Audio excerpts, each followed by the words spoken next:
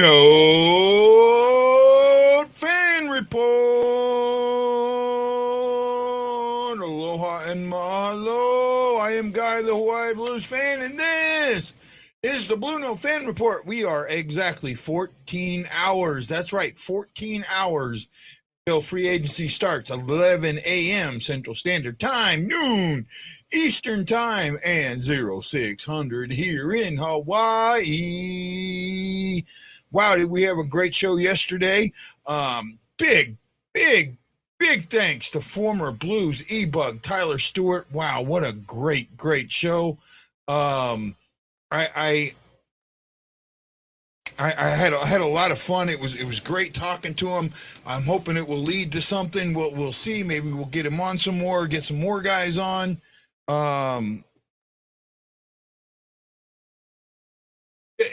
And talk about what's going on in the NHL and who you never know. Maybe a surprise guest or two will pop our way that with some national prominence. Just keep going and doing what we're doing and having fun doing it. Back in at the end of the and I gotta do a little credit on this, a little credit to our man. Oh man, I am blanking out today. I mean, I just went completely blank. To our man, oh man, I feel so dumb right now. How blank. Chris Shockey, right? Chris Shockey brought this to our attention after the first round of the playoffs about a tweet that Cam Talbot's wife had put out. Now, you know, I read the tweet and I kind of looked at it, and the more I thought about it, the more it just kind of told me that Talbot was not happy, right? And 2 weeks ago or last week, something like that, I was in a space with Jesse Pierce, who is a NHL.com writer for the Wild, and she follows the Wild very, very heavily, much like Lou Coric does for the Blues. And, you know, I brought this up and she said, oh, no, I think it was much to be doing, not nothing. But I read that tweet and I said, he's gone. Well, today that prediction came true. The Minnesota Wild traded Cam Talbot to the Ottawa Senators. Let me see if I can remember what they got in that trade. They got I can't remember now. I got too many things going on in my head. Actually, I got something from one of my buddies here. Hold on a second. Let me bring this up. So, let me bring up Michael Russo here. Michael Russo will have it.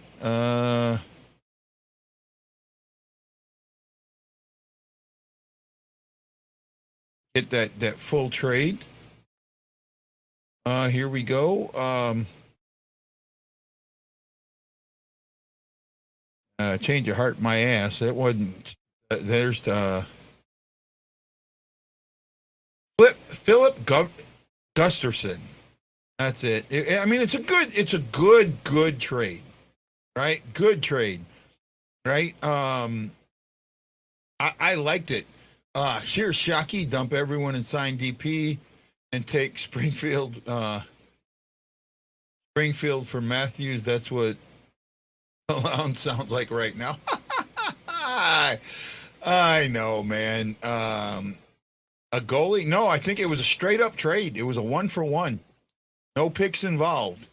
No picks involved for Talbot. It was Talbot for Gufferson, and that was it. Hey, Wendy, I thought you weren't going to be around today. Do you want to pop on? Let me know. I'll send you a link. You know I love you, Wendy. The Talbot trade makes sense for Minnesota.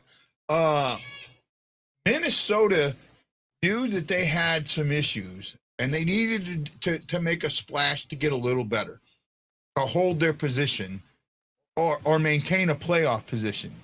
The Avalanche are not getting better. I think Georgiev is going to get lit up in the Central. I mean, he's going to do good against the East teams. Might do decent against the West, but in the Central, he's going to get eaten up. He's just going to get eaten up. The Avalanche are one of those teams that their defense is more of an offensive defense, right? Their offense is their defense. And the Blues used to be like that, right? The Blues, for a long time, the Blues offense was their defense. And in some ways, I think it still is, right? I really do. I really do think that the Blues defense really looks like it. Offense is their defense. And one of the things that we brought into this and that I've talked about was their record in games where they scored 3 goals or less, right?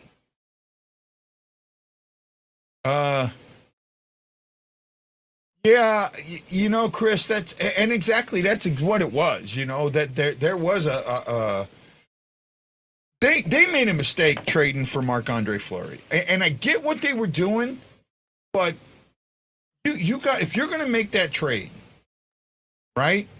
You've got to bring in goalies, and we've heard this so much, and Lance has been out there a lot saying things, and other people have. Goalies are a different breed. You need to make sure that your goalie understands what you're doing when you bring in another goalie like that, right? This wasn't a backup. This wasn't somebody to be a backup, right? This was somebody to break you to. You were taking a guy who was the starter and making him the backup. And that didn't sit well with Talbot, especially when the team wasn't in a bad. They were in second place. They were bouncing. And what happened is Marc-Andre Fleury helped lock him in the second. I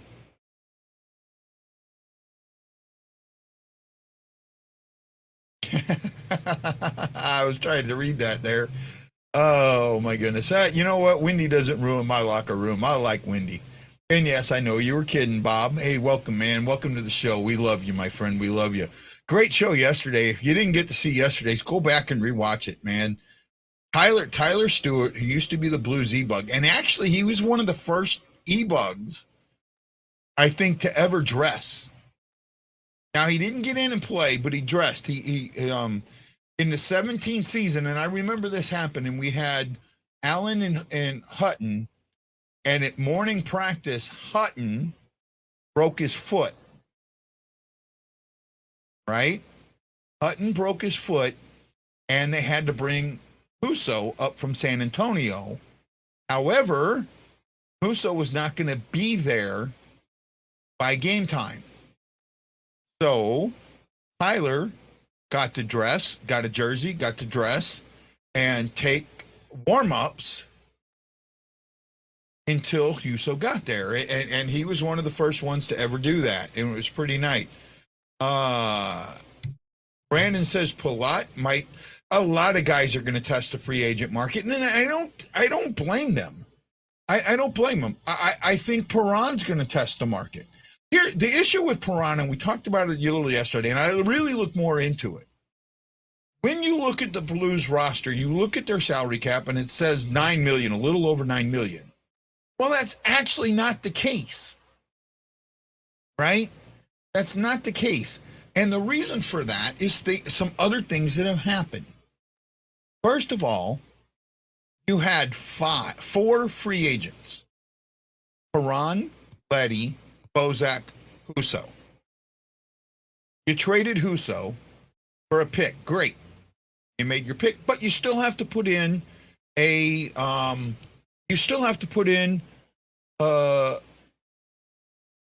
a backup goalie. Okay, so let's look at what you have right now on, available to you, right? Sorry, I had it up and then I guess I clicked something and it went away. So damn, come on, guy, you don't want the Bruins. Sorry, guys. I don't know what's going on here. I'm bouncing around. Okay. So down on the farm in goalies, you have Colton Ellis, Vadim Zinko, and we don't even know if he's in the States. So that's an issue. Will Cranley, 20 years old, Joel Hofer. Okay. Lindgren right now is an unrestricted free agent. So he may re-sign a two-way deal. I don't know. But so let's say you bring Hofer up. Hofer is going to make $785 million. So that's $785 million that you're taking off of that $785,000 you're taking off that $9 million. So basically, just short of $750,000, you're taking off that. So you go from $9 million to just over 8, say 8.2, 8.5. Less than that. You're at just over 9. You're at 8.2, right? 8.2. That's where you're at. You're taking 800 off, a little over. So 8.2, right? Right there. Then you had 2 restricted free agents that are on your roster: Nico Mikkola and Prunovich. Each of those got qualifying offers. Those qualifying offers are just short of $1 million each. So we'll say 1.9. Okay, 1.8. We'll just call it 1.8. It could be 1.7. We'll call it 1. We'll call it 1.7. Right? We'll call it 1.7. Take that off of your 8.2. Right? You take that off of your 8.2, and I'm terrible at math. What's 8.2 minus 1.7, Wendy? 8.2 minus 1.7. Now that's $6.5 million. So that's what your cap is, $6.5 million. You still have 2 places to fill in that. You have a defenseman. Now you can bring Prunovich up, but now you only have 6 defensemen instead of 5. And then you have DP. Well, at $6.5 million, I don't know if DP stays for that. I really don't. Right? I think it's going to test the market, see what's out there, and then come back to the Blues and see if they'll give him term. I don't think they'll give him term. Right? Mm-hmm. But what do you think on this, Wendy? I could see where you're coming from there. Right? So if you're only looking at 6.5, now I rounded it up. So I was originally at 5 million, or 5.5. So it's actually about 6.5, give or take, right? Give or take $500,000. So right about 6. And that's and you've got 2 spots to fill in that. Right? Now, let's say that when Leddy goes, instead of bringing Prunovich, you decide you want to have that 7th defenseman, so you bring another guy up. That takes another $700,000 off, right? Let's go back. Who are our defensemen, right? Your defensemen are Matt Kessel, Tyler Tucker, Brady Lyle, and Steve Santini. Mm-hmm. They're all making 8. The most one is making $883. After that, it drops down to $750 for Santini. Okay. Right. So you take another 0.8 off. You're looking at 5.7. So you right was I was looking at about 5.5, right? Mm-hmm. Where's the money for the money's not there, right? Yeah. I think that the Blues are going to have to get his production in order to keep Perron. You have to make a trade of somebody in the $2 million range or less, $2 million range, right? Mm-hmm. You'd have to make a trade, and that trade would have to be for picks, right? To keep Perron. No one's giving up picks for next year's draft, really. Yeah, at least right now. Hey, Lance, man, how you doing, bud? Not too bad. How are you? Yeah. Hey, are you doing okay? You've been like feisty in the chat rooms, bud. Yeah, I started my radiation yesterday and a little grouchy last week, and I just have I don't have a lot of patience with people lately. So I figured that, so I'm hoping you have a little bit of patience with me. Yeah, sure. Places I think you're right. Hey, guy, I know your opinions come from an educated opinion, unlike some other people. So, but some of my opinions are the same as the opinions that you hate. yeah, but guy, that's fine. You come to those opinions by being educated, right? Well, I appreciate that. So if you're looking at who do you trade in that $2 million range and get picks, right? Well, okay. Here's what you've got in that $2 million range, right? 2.8 Kyrou, 2.8 Thomas, 2.25 Barbashev, Walker 750, Logan Brown 750, Torpachenko going to be on IR. Now, there's one thing that does help you. His 750 is going to go on IR, right? Then you've got Scandella at 3.2. Scandella is underperforming that 3.2, so that's going to make it a hard trade.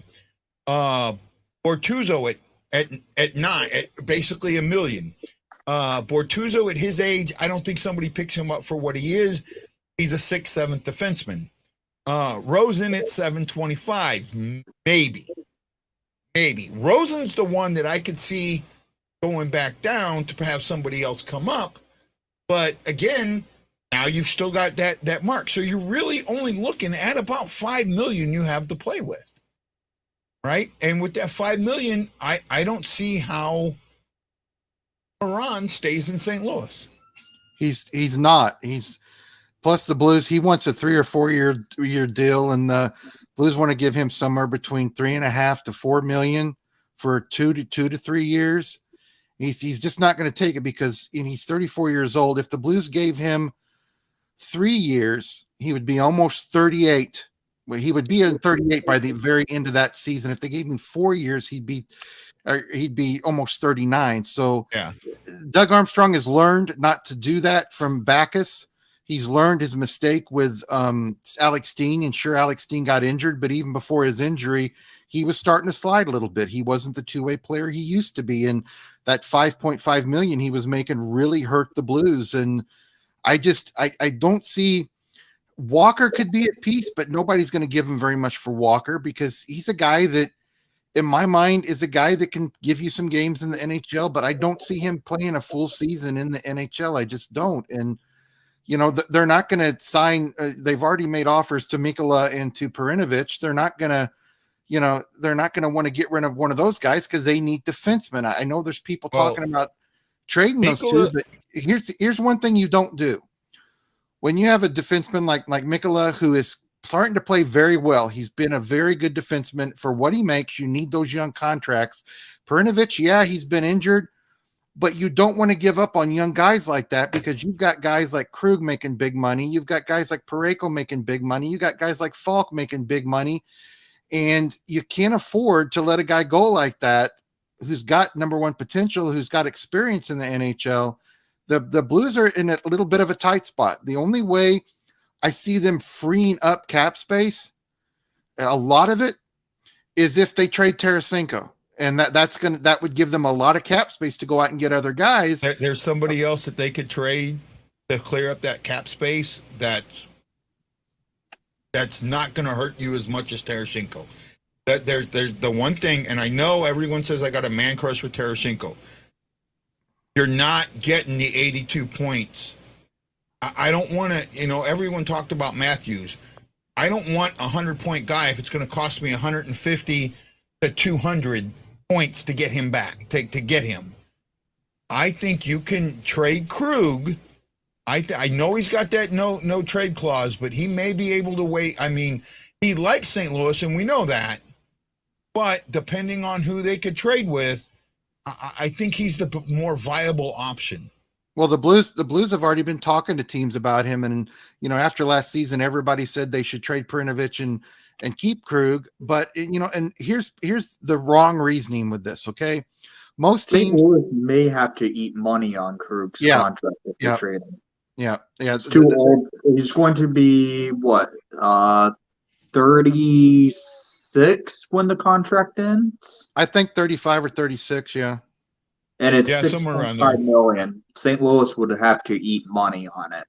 Yeah, I would say they'd have to eat at least 2.5, probably 2 to 2.5. I'd say I think that's one where you could look at 25% or less. Yeah, possibly. But here's the problem: everybody wanted Perinovich traded because they say he's like Krug. You can't have the same type of player on defense. Well, guys, you normally dress 6 to 7 defensemen. Some teams even dress 8 defensemen. It just depends. But, you're going to have guys that have the same capabilities. Just because Perinovich is a lot like Krug doesn't mean you can't keep both of them. People keep saying that.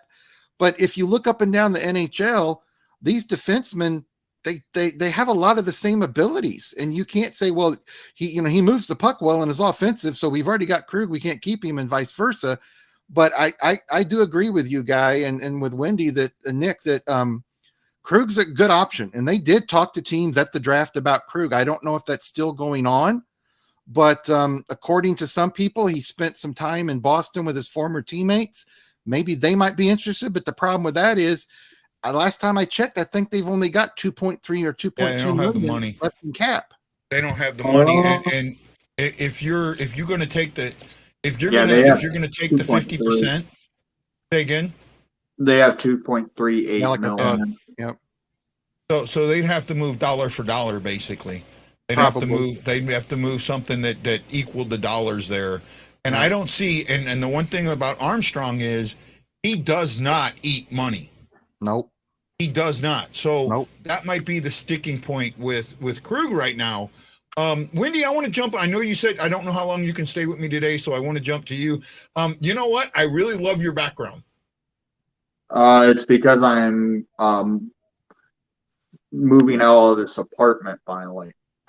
Well, yeah, but it's so much better than what your normal background is. No, it's not. Let's talk about the Kane and Tays situation. I'll let you go and talk about it, bud. I talked a little bit about it last night. The situation going into tomorrow is interesting. There was a rumor that came out yesterday that does not have any credibility to it. The person who spread the rumor has zero sources to it, saying Patrick Kane's going to ask for a trade tomorrow to go to the New York Rangers. There's no truth in that statement at all. And that is either a New York fan blowing smoke in the air because they tend to want to go after one of those big name players. Right. Yeah. You keep hearing the same thing with Tarasenko. Yeah, but the issue is, it's usually a Ranger fan blowing smoke in the air every year because they did it with Eichel. They made billboards in Buffalo saying bring Eichel to Manhattan. And New York fans have been known to be toxic. And now after making it to the conference final, they've become more toxic than they have in past years. Tays, on the other hand, is interesting because he did go to the development camp yesterday. He was at the camp just watching the players and the development camp. And with Tays, if they trade him, it's going to probably be a deadline trade because Tays' value is not high. Kane still has a ton of value in his play. Taves, I realistically think could retire after this season. After his contract's up, I think Taves could realistically call it a career. I could see that. Kane, he has probably 5 more good years of play in him until he starts really, truly falling off. This coming year with the Hawks, I have a feeling Taves and Kane will be on the Blackhawks to start the season because Kyle Davidson's probably going to wait till he gets the right answer. With how the Hawks it's going to be money. It's going to come down to money. You know, and the Hawks are not afraid to probably eat 50% of both of their contracts. Well, what are they? Are they both making $9 million? They're both making 10. Kane's making 10.5. Well, it's the AAV. It's what his AAV is. And I They think are his both AAV making 10.5. is that their AAV? Yes. Yep. Wow, for 5.2. That The Hawks can afford 5.25. it. That's a lot of. Hawks but Chicago can afford it. They've got enough young guys, and they want to go the young route. But Chicago's also got to make sure that they don't hit the floor. They also got to make sure that they don't hit the floor. $18.5 million in cap space going into tomorrow. Well, it's not the Hawks that I'm worried about. It's the other teams. And the Hawks have got to be careful that they don't end up trading too much away that they hit the floor. They're not going to hit the floor. I don't think they will hit the floor because they got Duncan Keith's contract back today. Yep. They are also paying Steph Jones overpayment of $9.5 million. The next highest active paid player on the Chicago Blackhawks is Tyler Johnson at $5 million. Then it's Connor Murphy, I do believe, at Connor Murphy's 4. Yeah, it is Connor Murphy at 4.4. Then Jake McCabe at $4 million. Yeah. So I want to Ryan first. Ryan's got 2 things, and both of them I want to really get on. This is just to spin me up. So, would you guys agree that Tarasenko used a lot of miles with the Blues, and it's time to move on? I'll let Wendy go first. I honestly think it seems like Tarasenko will be gone, and I think I think if St. Louis and Tarasenko part ways, it's going to be at the trade deadline. Lance, I already know what Lance says. I think he's gone. They're still talking to teams before the season starts to try to get it out of the way, so it's not on people's minds in St. Louis during the season, and it's not playing on Tarasenko's mind during the season. Because, like I've said, I know they've already talked to O'Reilly about a contract extension. They've had 0 discussions with Tarasenko about it. Actually, that's not true. Which leads me to believe, O'Reilly will probably take a discount, but he's still going to want $8 to $8.5 million a year. I hear people say, "Oh, he's going to come back because he loves the Blues and sign for 5." No, he's not going to do that. I think he's gone. I think it's like a 35% chance he's gone before the season. I think it's 65% it waits till the trade deadline. It just depends.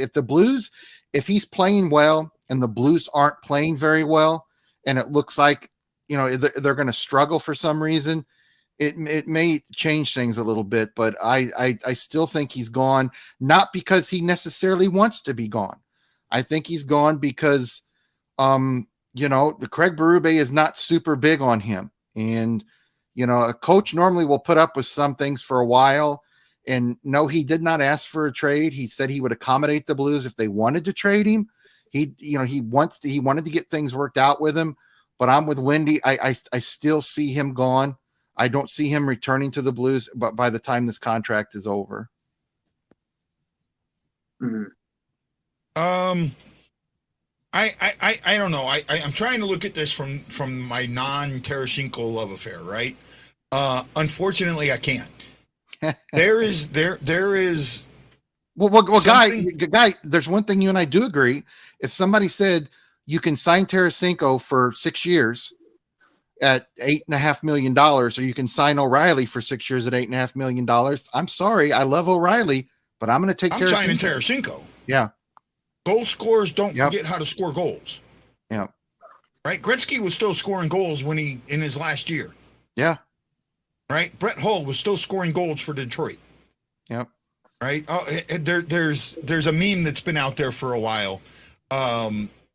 When he was on Detroit, him and Datsuk go back to the bench, and he chews out Datsuk for not passing the puck, and Pavel says, "You were covered."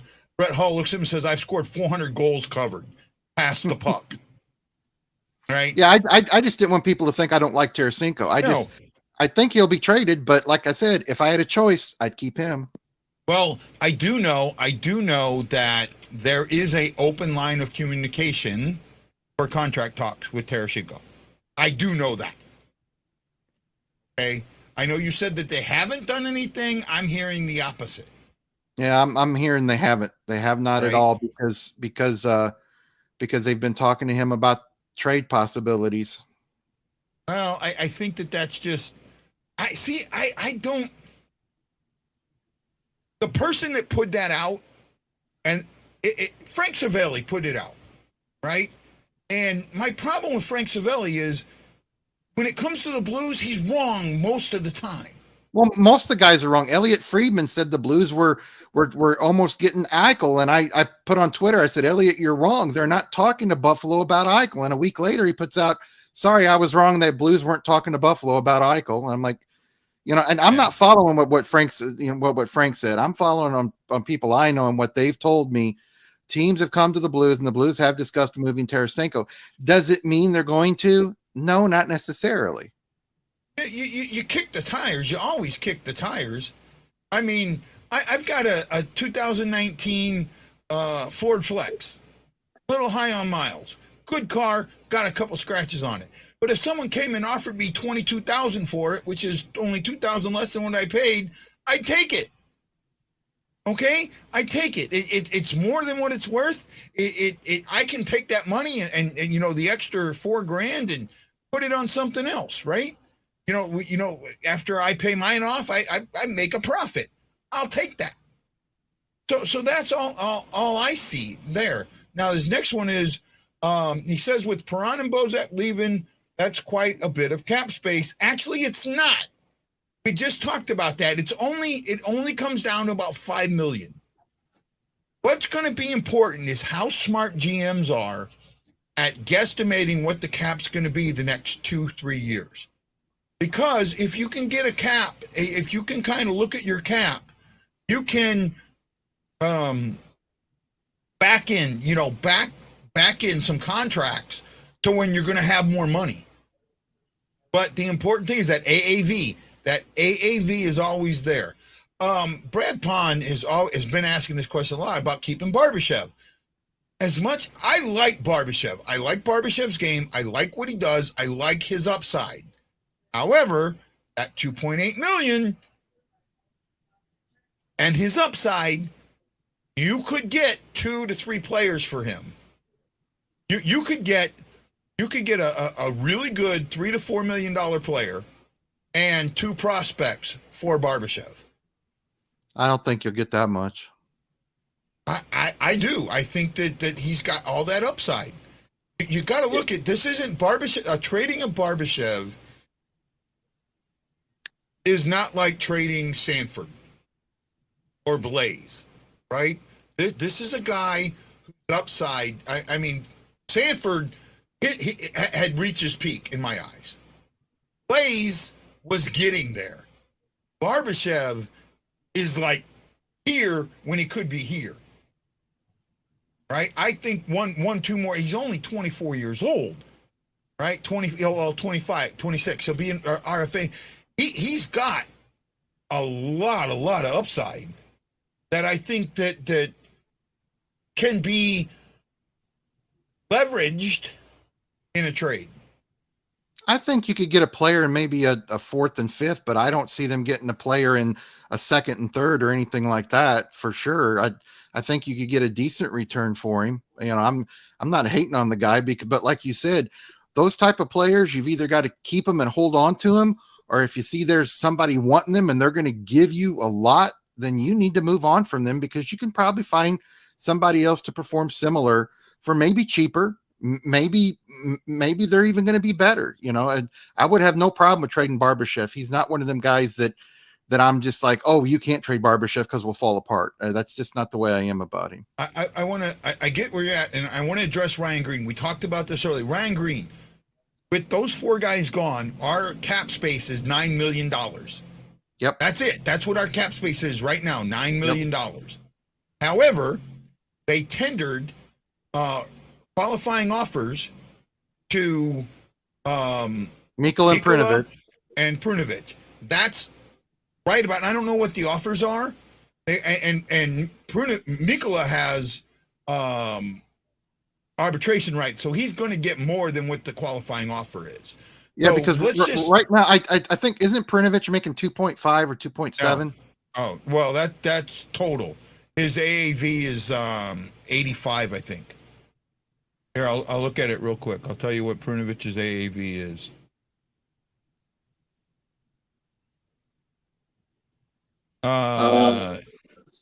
He's not making anything. Oh yeah. His AAV his cap hit is 925. So they had to offer him $1 million. The Blues didn't offer $1 million. They offered him more than that. Yeah, well, they had a qualifying offer is 10%. Yeah, but they don't have to stick to that 10%. Yeah, right. But we don't know what the qualifying offer is. It was over $1 million. I will tell you that. Okay, so there's $1 million off that 9. So now you're at 8, and then I'm guessing that Mikkola is going to get 1.5. Right? You take that 1.5. Now you're at 7.5. You were at 8. No, you're at 6.5. Okay, so you're at 6.5. Then you add him. You take another $1 million away, or just short of $1 million, for Hoffer, who's got to come up and be your goalie. Well, you do that. Now you're at 5.7.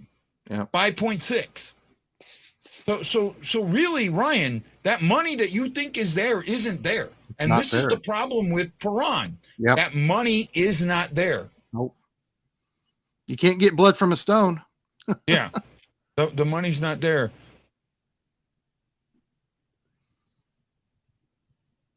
But before I disagree with this. Before we end the show, and we can talk about it later, I just want to get Nick's take on DeBrincat because I have thoughts on it. But go ahead, Guy. Oh yeah, go ahead. Let's do DeBrincat real quick before I bring in Shaggy. You know, Wendy, Nick, you know I like DeBrincat. I love his style of play. I love the way he plays. He's a very good young player. Yeah. And Chicago wants to build around youth. And he wasn't costing them that much. Yeah, I know. I don't understand why they moved on from him. I don't understand it either. I don't understand the fact that they want. Here's what I was saying. At the trade deadline, the Hawks should not move Brandon Hagel. They moved him. They got 2 first-round picks and 2 NHL-ready players. Yep. How the hell don't you even get something like that in return for an Alex DeBrincat, who is a hell of a lot better player than Hagel, who DeBrincat is clearly an all-star and an elite goal scorer. The way the Hawks did it is a slap in the face to the fans, a slap in the face to anyone who's played in that team's history, because they're doing what they've done in history with this franchise by pissing off the star players they've had and wanting to get them to just say, get me the hell out of here. That's what they're trying to do again. The Wirtz family has a lengthy history of doing this crap. They're some of the cheapest people in the freaking sport, by dollar bill Wirtz not wanting to keep Chelios, Roenick, Belfour, any of those guys on it. Rocky Wirtz is now doing the same thing with Jonathan Toews and Patrick Kane, who probably will go down as top 4 players in Chicago Blackhawk history. Yep. I could Yeah, see that. I don't, I understand, Nick, when teams aren't making money. The Blackhawks make a buttload of money. They're a billion-dollar organization. Yeah. They're one of the When I saw that, Nick, I was just shocked. they're one of the most valuable teams in the NHL just by money standpoints. Yeah. Even at the draft, Elliot Friedman said on 32 Thoughts a few days ago, he said NHL upper management from other teams were saying the league's better when the Chicago Blackhawks are great. What they're I agree doing with that. now is going to make the league not great, a good. hell of a lot worse. Yeah, it's just mind-boggling in my mind. Thanks for your Hey, thoughts, Nick. Shaggy! How we doing? I am good. How are you, my friend? We are rocking it up over here. You know what I mean? What are you thinking of Gorgiev going to the Avalanche? Good for him. You know what? I'm going to tell you something about Georgiev that I think I noticed very throughout the season. A very common thing is that when he was starting games constantly, when he was constantly starting games when Shesterkin went down for a little bit of a stretch, he did very, very well. When he was actually just playing a game here and there, he was not that great. He needs to be every single day a starter. He cannot be, we're going to put him in there and play him around with someone else because Kumper we can't afford. And I think you have to realize that Georgiev does have a possible good future, but he's worse than Kemper, okay? In the sense that he has to play every day. You can't just say all right, so we're going to mix him in with someone else where Kumper probably could do pretty well that way. And Georgiev, on the other hand, also is not going to have the same, in my opinion, with Nazem Kadri out and whatever it is, not going to be the same Avalanche team that we see this year. So we can't look at it and say, so now he's got this. I don't trust him. I'm sorry. Yeah, well, I can tell you this. I can tell you this. Colorado is talking about playing him 50 games a year. They want him to be their big man. I can see that. I just want him to be a big man. I have absolutely no problem with that. Well, here's the thing with that I think is the difference. The Rangers play defense. Colorado doesn't. Colorado defense is their offense. Yeah, Colorado's defense is one of the. Yeah, you're right. Right, their offense is their defense. I think he's gonna in the Central Division. I think he's gonna get lit up. I think that he'll do okay in the Pacific. And I'm guessing he'll be fair against the East. But in the Central Division, I think the Central Division teams that are more offensive are going to tear him up. I mean, there's teams already in the Central that aren't going to be offensive. They're going to be offensive challenged. Who? Well, Chicago, other than Chicago, Minnesota, the Stars, and the Coyotes. I don't think Minnesota is going to be as offensively challenged as everyone thinks. I think it will be without if it still stands. Kirill Kaprizov is not going to be playing next year, potentially. That's going to get worked out. That's going to get worked out. But they also don't have Kevin Fiala, who is a high-end scoring talent. Their team does not have the offense that they had last year. Okay, I mean, fair enough, but I just think that I think Kaprizov, that's going to get worked out. I guarantee you that's going to get worked out. Right? Well, these guys on these multi-million-dollar contracts that are paying those taxes to Russia, because that's exactly what they are doing. They are paying their taxes to Russia. They're going to be they're wanting that money. Okay, they're wanting that money. It's interesting. I think if you look right now at the free agency market, so I'm looking right now at the different names available, And I think that it's really rounded out well for a lot of teams, and that there's going to be a lot of players shaking up, and you're going to see a lot of teams working on their offense. The Wild are one of them. I mean, I think in cap space, they're not empty on cap space, I think, right? I think they still have some space to sign a couple of players. And if I see over here exactly how much cap space, but they're at the low end, but they'll have about 4.3 to spend on a player. They'll bring in a decently offensive player, maybe a veteran. They're going to work on a replacement for Kevin Fiala. That's not something I'm worried about, and Kaprizov will figure itself out.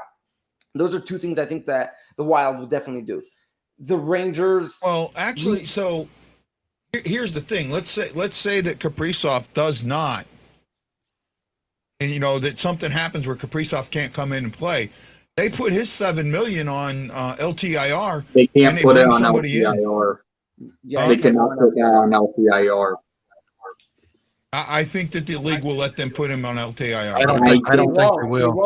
I don't think they can because that's against the CBA. Yep. They cannot put him on LTIR since he does not have a true injury.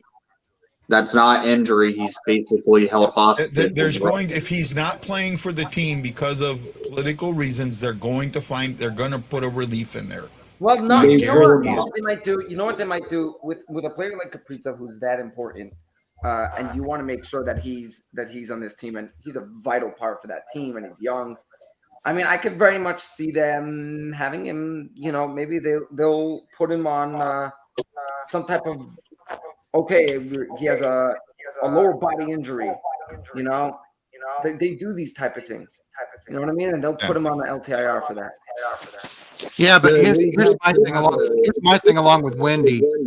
Okay, if you're every other team in the Central Division and the NHL allows them to do that, or even other NHL, they're going to really pitch a fit about it. I just don't see them giving them LTR cap space relief that way for a player that gets stuck in Russia. I just don't. Well, with the situation going on,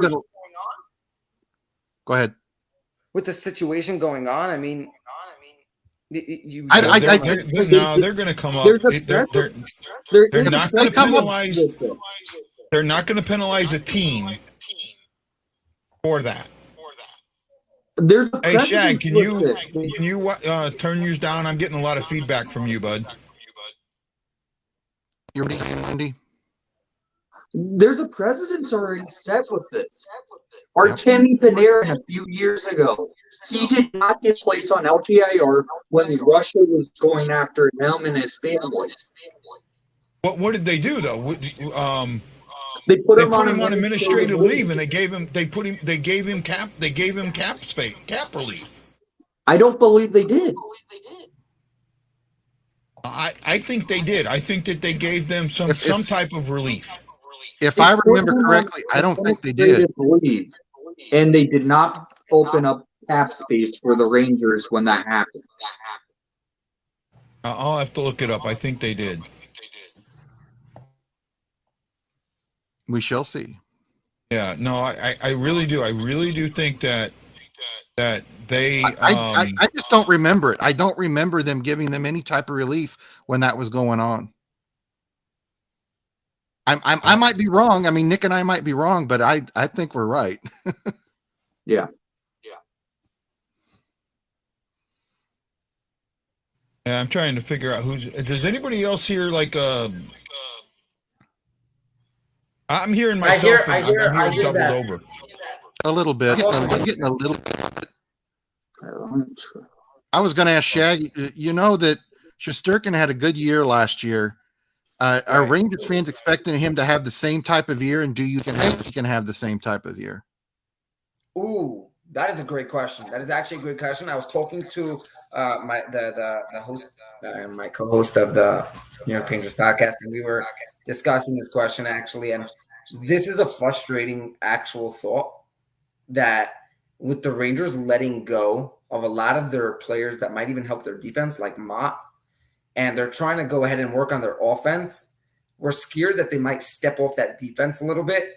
And Shesterkin, when he he could stand on his head, but you can't depend on that. You can't say that he's going to have another great year. Henrik Lundqvist, every time he got into a season, you said, that's it, he's got it. But at the beginning of his career, you didn't always say that. You know what I mean? That's not something you believed that you would do another year of Lundqvist type, play. Shesterkin's year this year, I don't think he'll ever repeat. Okay, honestly, I don't think he'll ever have the same save percentage. He will never do the same. But at the end of the day, he's going to be very good. He's always going to be in the top 5 save percentage. He's going to be a top 3 goalie in the NHL. Will he be 1, 2, or 3 is the question. I believe that there's a couple goalies like Vasilevsky who may want to come back and show everyone what he's got. He's a little frustrated with how his playoffs went. He gave up a lot of goals. He could come back next season and be the best goalie and take over Shesterkin. And for all you know, Vasilevsky could have a better save percentage, okay? Yes, Shesterkin had a big year, but I'm expecting him to be a top 3 goalie with impressive numbers, but not a 2022 season. This season was just another level. I mean, the Rangers did things that no other team was able to do. They were, you take the Canadians from 2 years ago when they made the cup. They didn't deserve it. The Rangers played and they deserved it. They the whole year were just they played so hard and they beat some good teams and they did a really good job. So the fact that they got to this point, is pretty good. And now I'm actually hearing that it's very possible that the Rangers are signing Evgeny Malkin. And it's pretty close to it seems. The Rangers want everybody. Ranger fans want everybody. I mean, no. There's rumors out there. There's rumors out there that they want Kane. There's rumors out there that they want Tarasenko. They just want some big body, right? They want that name recognition on there, right? And that's it's kind of crazy. Now, in the Kane stuff, the name that the team that popped up to me, where at first I wanted to throw up, and then I said, "Damn, that makes a lot of sense," and I hope it doesn't happen, is the Avalanche, right? I can tell you this: the Avalanche did talk with the Hawks at the trade deadline about Patrick Kane. I think Patrick Kane goes to the Senators. They did. The Hawks and Senators aren't going to do a trade on Patrick Kane. No. Yeah, no. I don't see the Hawks trading Kane to a Central Division foe. However, if they did, wow. The Avalanche at the trade deadline inquired about, is Patrick Kane on the market? If so, call us. And that statement did come out to be pretty much true from any Blackhawks actual writers, and I do believe from Elliot Friedman. Yeah. What is the feeling around Chicago with, that Kane's got to go, and that you want something back that's going to help your future. The now is not your question. What is your ideal? What is your ideal for Kane? Are you holding him out for the best deal? Are you meaning if, let's say, you got to the start of the season, and you have not a deal you're happy with Kane, you're keeping him until that trade deadline and saving him, or are you like sending him off? I'm keeping him until an offer makes sense. It makes meaningful sense. If there's an offer that makes sense and Kane does waive his no move clause to go to that team, and it's maybe a first round pick, because Kane can still fetch you a good value just because he's still up there as one of the elites in the league. If there's that package that works, I'm waiting until it comes. That's when I will do a trade. It doesn't make sense to trade now. That's Nick, why there was the complaints with the Brinkage trade. Because it felt like the Hawks made a trade to make a trade. Yeah. And I'm going to tell you this, guys. Can you imagine Imagine Chicago's floundering. They've got 48 points. It's the end of the season, and there's some team that's got a bunch of draft picks that thinks it's their year to win. They're just that one player away. Can you imagine the demand that would cause? I mean, because Patrick Kane is still a very good player, and he could really put your team over that edge. I think Chicago would be smart to hold on to him till the trade deadline. Yeah, I wouldn't go to the trade deadline. I think I'd be looking at Christmas time.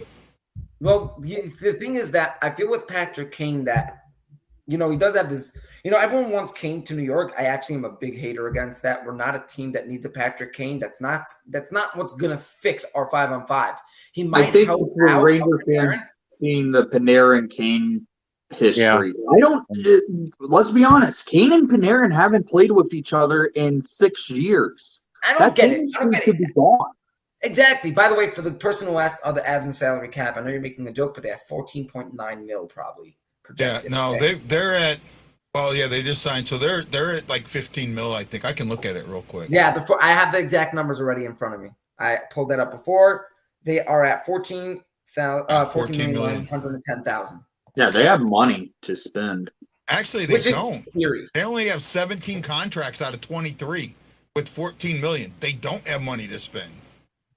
No, Well, Guy, if you could get the Blackhawks to eat half of that salary, which I think, like Nick said, they would, and you give the Blackhawks some picks, that 14 something it still leaves them with 8-5 or not around 9, something like that.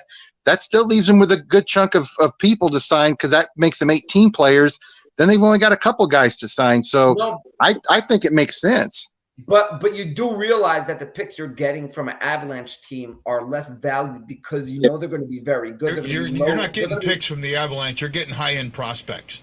You're getting their last 2 or 3 first-round picks. You're getting guys that are NHL ready now. You could probably you're not going after just their picks. How many picks do they? They don't. I don't even think they have any picks coming up. No, what do you mean? Didn't they make a trade for more picks? They have their first for next year. They do not have a second, third, or fifth for next year. Yeah, it's going to be somebody on the roster. It's going to be someone in the minors now. Those guys in the minors. I agree with who's the one kid? I agree with Guy. Who's the one kid they got? I can't think of his name. Came in last year in the playoffs. Who was it? I know I can't think of it either. I can't think of his name, but that's the type of player that I think Chicago would want, right? And that's somebody when you're doing a trade like that helps. You take a little bit of money. New Hook. New Hook. He's 21 years old, makes $1 million. He'll be an RFA next year. And he's not arbitration eligible. That's the type of player that you're going to be looking at. If you go down and look at their guys that are in the minors, look at the guys that are 22 and under. Those are the guys that Oscar Osborne, and I can't read this really well. Yeah, their minor league system got a pretty good grade last time they were graded. Yeah. Yeah, and they've got defensemen. They're not young. They've got a young goalie. They've got some guys, young guys. To me, that's what Chicago wants. Chicago, you get young guys like that don't take your hit, and you can spread them between your minors and your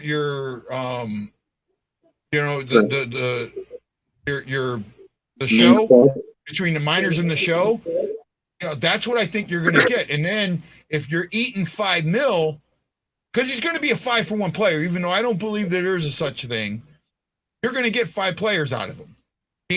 And you already said they don't have the picks, so you look at their thing and you pull $5 million out of that. 5 players are almost $5 million. Eat $5 million, it's dollar for dollar, and it works. But can we trust? Right, I actually got to run. That's a good question there, Nick. I'm just going to quickly run off with this.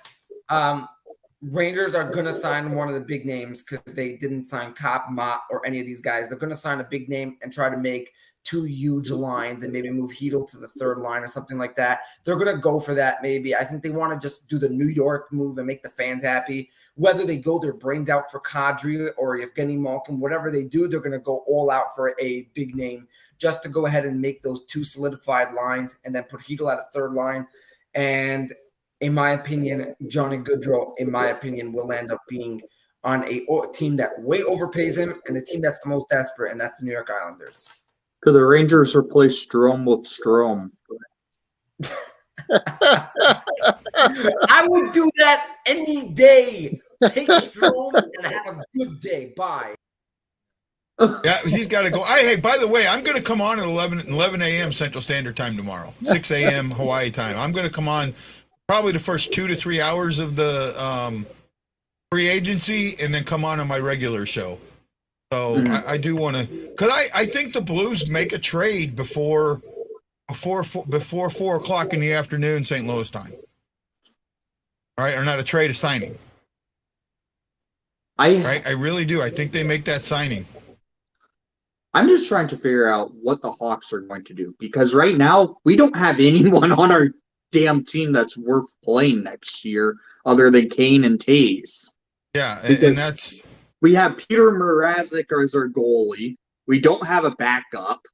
Our defense, we're losing Calvin DeHaan. We're potentially, and that's about it for the defense. Our offense, we don't have really anyone on the board. So the Hawks could be actually a little bit active tomorrow. Yeah, but I see them being, if they're going to be active, I see them being active late, signing the guy. Like a guy that I think they would sign would be Tanner Kaspick, right? Or Dakota Joshua, right? Tanner Kaspick is a young guy, 21, 22, didn't get tendered qualifying offers, now an unrestricted free agent. Joshua is a Group 6 unrestricted free agent. He didn't play enough games. He came up in the NHL, didn't play enough games. So now he's those are the type of guys, your Group 6 guys are the type of guys that I think Chicago goes for. Mm-hmm. Does that make sense, Wendy? Yeah, I could see what you're talking about. I'm just saying, with how this team is built next year, we could be potentially seeing the Rockford Ice Hogs with a few NHL caliber players on the Chicago Blackhawks next year. Here's my question. I absolutely could see that. Nick, I don't, how do you sell that to your fan base?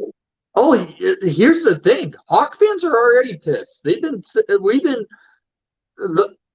lied to for about 7 years on how they wanted to build this team. And here's now the problem. What they're doing is ridiculous. Yeah, but Hawks fans are also Cubs fans. Mm-hmm. Right? They go no matter what. Doesn't matter what you put in front of them, they show up game after game after game. If I can put a team out there that's only going to cost me $70 million instead of $82 million and still put the same amount of butts in the seats for a couple of years, why not do it? That's what they're going to do. Once Kane and Taves are gone, who sells tickets on that team, really? Yeah, I was thinking it was going to be. I was thinking it was going to be DeBrincat. I thought DeBrincat would sell tickets. No, we aren't. No, they're not, Guy. Nope. We were averaging 16,000 at the United Center last year. The Hawks, I could see a realistic number of 12 to 13,000 and a 22,000 seat arena next year. Yeah, I was thinking 14, somewhere around 14 or so. But if they trade Kane and Taves, the fans are not going to show, and the tickets are going to be cheap. Fans who want to go to games are going to go on the second party market, pay $20 to go to a game, and that's it. The only games that the Hawks will probably sell out for is Marian Hossa's banner raising ceremony. It has not been confirmed yet, but it probably will happen. Duncan Keith's banner raising ceremony. I think they would wait a year or two for Duncan Keith. I don't think so. I think the fact that they have Kane and Taves now, they want to do a ceremony when they're still on the team. They meant so much. Well, I think that they'll sell out. They'll sell out the Detroit games. They'll sell out the St. Louis games. And I don't they'll probably think so. sell out the Minnesota games. I realistically don't think so, because last year the Hawks did not sell out those games. Yeah, and hey, if I'm a GM, I worry about my fans, but where I make my money are those suites. How do you go to a business and say, we're going to be one of the worst teams in the league, please buy this $250,000 a year suite? How do you do that? Because they're already bought. Yeah, but guy, I know with the Blues, usually. Yeah, but guy, the company I work. Advertising. Yeah, but guy, the company I work for, we almost bought a suite at the Blues, and that's been it was $100,000. They had you could have the suite for a year or 3 years, but and I think most teams are that way. They do a year, 2 year, 3 years. Some of these new businesses coming in sign up for a year. How do you resell those ones whose terms are coming up? That's what I don't. That's why it shocked me so much. Here's how you sell it. Here's how you sell it, and this is straight up. You sell that suite because it's part of the advertising. Their name's on the board. Their name's on a power play or whatever it is, and then you know that they're going to get the ratings. You know they're going to get the decent rating in the Chicagoland area. That's what you're going to sell. You're going to sell the Chicagoland. The team still gets the ratings. May not have the butts in the seats, but you're going to get the ratings. The ratings are still going to be there. Right? We'll see. And that's how you sell it. We shall see. We will see, because I'm reading Hawks Twitter, and a lot of it is people are pissed. They do not want to be struggling, seeing this team forcibly do it upon themselves to basically piss off the star players in Kane and Tays and not have anything else to show it on the ice, because this is how the Hawks are. They have a history of it. It's proven. Once the team is terrible, the fans, it's hard to bring them back. It was like that from 99 to 06. I will tell you a story that Duncan Keith and Patrick Sharp, on their first year with the team, were going to the L's, going to the trains, and standing up in their Hawks jerseys, giving away free tickets. That's crazy. They were doing that and to just get fans to come to games. That's what was happening. That's crazy. Not many people know those stories. Duncan Keith and Patrick Sharp said those stories in the old Blackhawk conventions that I wish they would bring back, that I doubt them bringing back, because Rocky Warts is turning into dollar bill Warts. Well, something just broke. Malkin re-signed with Pittsburgh. Did he? He is off the board. It broke 4 minutes ago from NHL Public Relations. What are they paying him? 4 years. I'm trying to pull it up. Give me a moment. 4 years at $6.1 million. I think it'll be 6 to 6.5. I would say that's a bad contract. I would say too. Yep. Because I don't know if you watched Malkin much last year, Nick. I've got NHL Center Ice, and I watch a lot of teams. I mean, I spend a lot of time watching. Most teams I'll watch 30 games a year.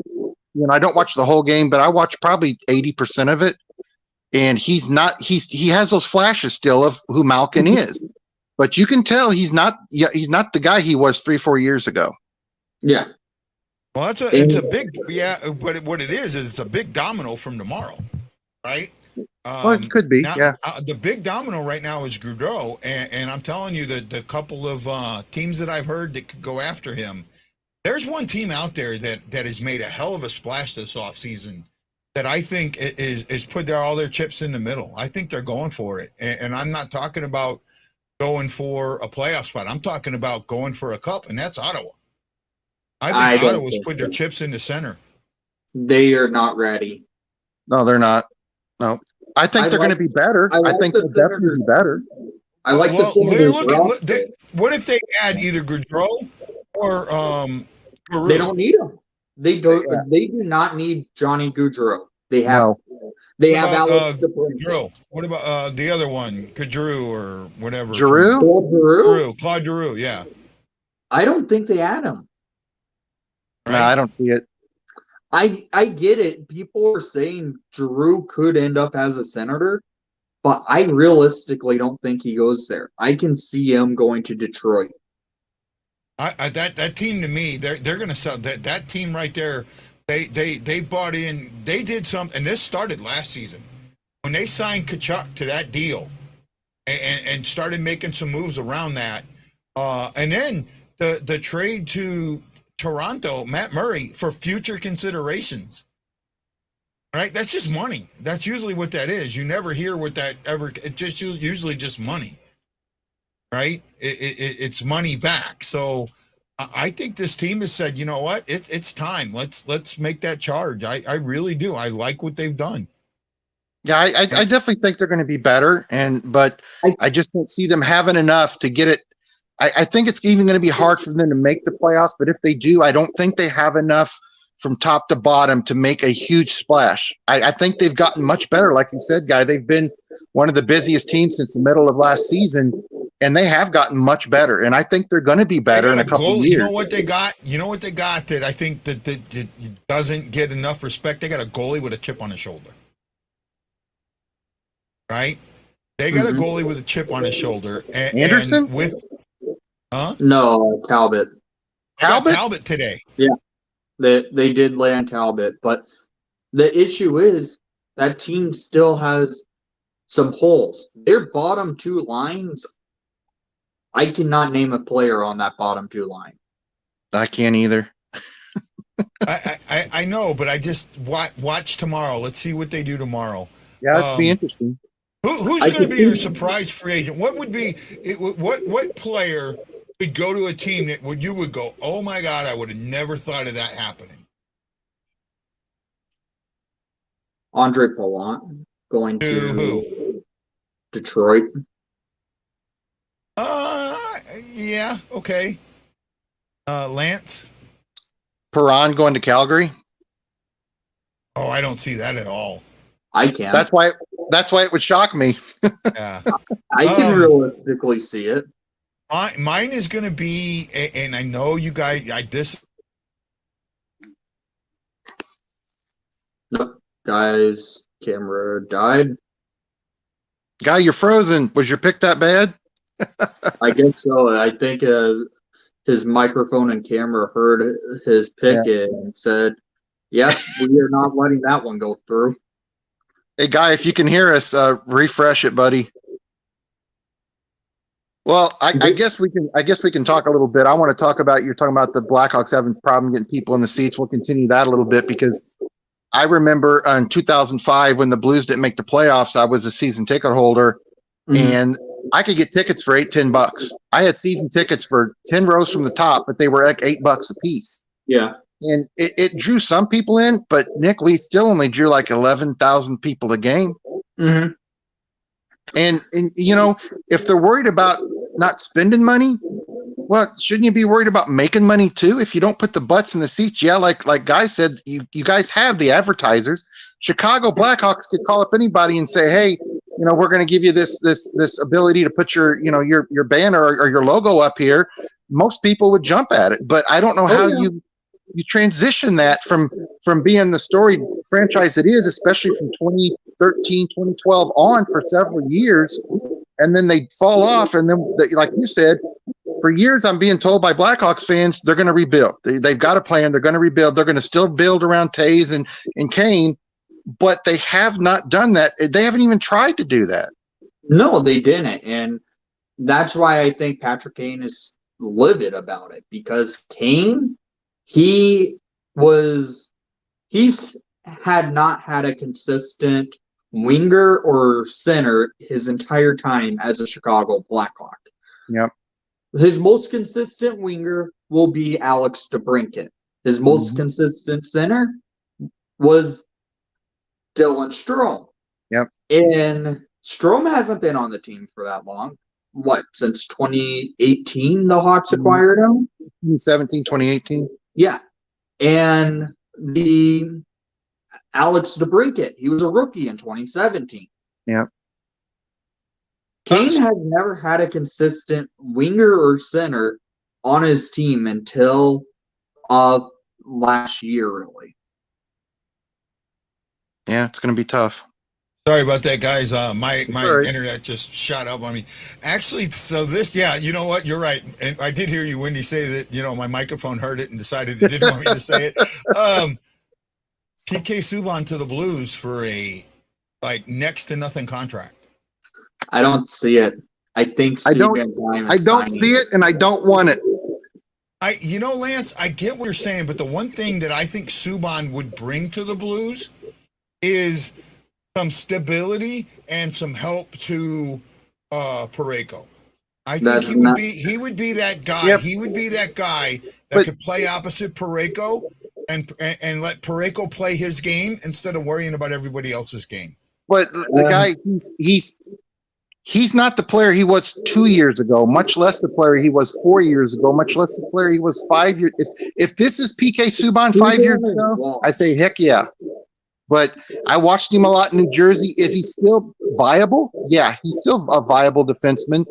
But I don't know if he's the kind of guy that teaches anybody anything. And Parayko's, 28 years old? He's been in the league a long time. Subban is washed up. I realistically don't think he signs with a team. I think what happens with Subban, if he wants to continue playing, it's going to be a professional tryout right ahead of the season. Could be. I just don't see it. I think Subban is done. I think he's. I don't. I think so. I think Subban's going to be willing. I mean, he just came off a huge ass contract, right? The guy in his career. He came off a low contract. Last year, it was a low contract. He didn't make much last year. He's coming off a $9 million contract. No, not last year. His AAV was $9 million. He signed. Doesn't matter what he got paid. He got $9 million last year, Lance. He signed the contract 8 years ago with the Montreal Canadiens. Well, Lance's base salary was $6 million, but he had a signing bonus of $2 million, but he had a signing bonus of $6 million. Yeah. Right. So, but his AAV was $9 million. I think he's made just under $80 million in his career. The guy wants a cup, and he may go to a place where a team is one player away, and he could help that team, with veteran leadership and veteran defensive core get to a cup. I watched a lot of his play last year because I like New Jersey. I really like the Hughes and some of the young players they have. And I'm going to tell you, Guy, if the Blues were the kind of team trying to draw somebody by getting a name in there, then I could see it. But I think he's along the same category as Chara. They're washed up. They're done. And could a team that's a lower end team get him to draw some people in and get some excitement? Yeah, but if he comes to the Blues, I will wish him the best, and I'll accept him and cheer for him all that any Blues fan will. But I just don't see it happening. Well, so okay, here's my other question: what defenseman out there is the guy that you need to help? That's available. That's going to help Parayko. That's going to solidify the left side of your defense. Calvin DeHaan. Could be. Where's DeHaan at? Is Zadorov still available in Calgary? Zadorov, I believe, signed a contract. Did he sign it? I think he did. Because a couple of days, like 4 or 5 days ago, before I started my treatment, I didn't think he had signed one, but you might be right. His name's not showing up on Calgary's cap friendly. It seems like they've taken off a lot of the UFAs. So yeah, a lot of the teams have. Yeah, I guess I'm looking at defense. I'm looking at defensemen now, right? Let's see. You got Subban, Leddy. Calvin DeHaan is still available. Yeah, $4.5 million. His AAV was 4.5. I don't think we could sign him. I don't think he would sign for $3 million. He's not going to make that much. He's not going to make near that much, Guy. When he He's signed that 31. contract. He's even admitted this Yeah. is a thing with Dahan. Yeah. He admitted his contract sucked on Twitter a few years ago when he got traded to the Hawks. Sherratt is someone who's a possibility. He was Could only be. making 3.5. That's somewhere in where we could be. Here's my thing. A lot of people also don't think I like Letty. If they could get Letty for $3.5 million, heck, sign him. If $3.5 million, sign him. But he ain't going to take it. He wants 5.5 or 6.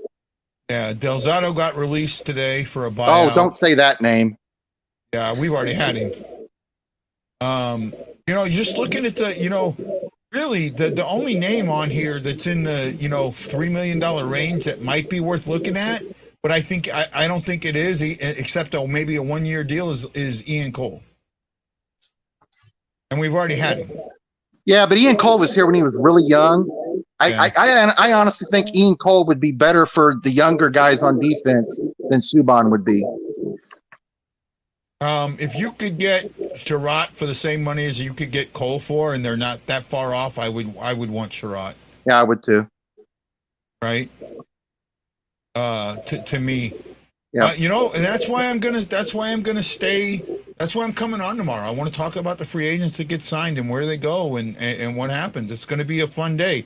It'll probably just be me talking and 2 people watching, but I've got my radiation treatment in the morning, so if I might be able to come on later on. Okay. Well, I know Wendy works, so I don't think Wendy can come on in the afternoon. There might be a chance, but we'll see. Okay. Well, I'm going to come on at 6 a.m. my time, so I'll come on a little bit before that and put up old NHL Network on and listen to what they say and keep Twitter going and see what comes up. Yeah, I can't come on till about 10:45 or 11, but I'll try. Okay, well 11's when it starts. So all right. Well, guys, thanks so much for coming. Great show tonight. Really good. Mm-hmm. And I thought we had an amazing show last night. Mm-hmm. Right? It was good. Yeah, I watched it. It was good. Yeah, and Wendy, sorry you didn't get too many words in edgewise last night. That's all right. Oh, and before we go, I do want to throw this out. I know I've only met him one time. My heart goes out to, and my thoughts and prayers or chants or whatever you do, goes out to Jeff Burton from 105.9 The Point. He is a big supporter of the Blues. Kevin Shattenkirk put something out today on his Twitter about it. Unfortunately, he had prostate cancer that has spread to the rest of his body. They have gotten to the point where they can no longer treat him, and he entered hospice on Friday. The boys from The Point put something out yesterday. I watched the video. Jeff Burton and Parayko couldn't keep the tears back. So I'm sorry, 105.7. I apologize. Our hearts go out to him and his family. Yeah. I hope that he doesn't suffer that much, or a miracle happens. It hits me hard. From what I understand, he had prostate cancer and it got treated, and then it metastasized and came back. So yeah. I feel for him because I'm at the stage where he had it and getting treated, and it's really something hard to go through, and I really do feel for his family. Yep. Well, no, I just wanted to put that out there. Thank you. Wendy, again, thanks for showing up. And I apologize about yesterday, but we had a great topic yesterday, I thought. Mm-hmm. Right? To get an actual e-bug on. And really, he was, from what I found out, the first e-bug that suited up. Yeah, it's been a while. It's been a while since he played. He suited up in 2017. Yep. The Hawks had technically the first emergency backup situation happen. Yeah. In the 2016 season, Corey Crawford went down with it. It was in Philadelphia. Corey Crawford ended up needing appendix bursting, and they ended up calling up some dude from off the streets, basically from some high school, to be the backup to Scott Darling that night. I know that, and that's what led to the start of the emergency backup situation. Yeah, I know Blues fans aren't going to like this, but it was nice to be able to talk about the Blackhawks since they're in their division. I know sometimes Nick doesn't get to talk about them a lot, but it was nice to talk about their situation to see where they're going. No, it is, and you know I've said it before. It's better when they're both teams are good.